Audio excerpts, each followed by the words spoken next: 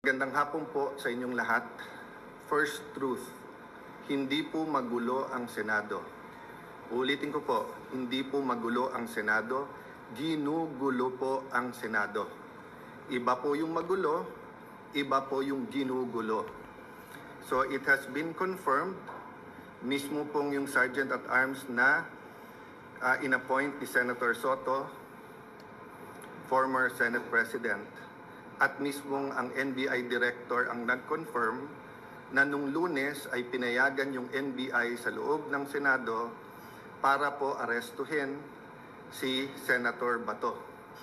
Makikita nyo ang intensyon din po ay wag po siyang pabotohin. Yung po ang intensyon.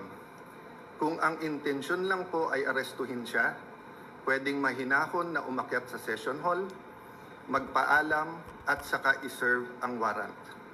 So fact number 1, katotohanan number 1, nakakalat yung mga NBI sa Senado nung Monday para pigilan si Senator Bato na bumoto.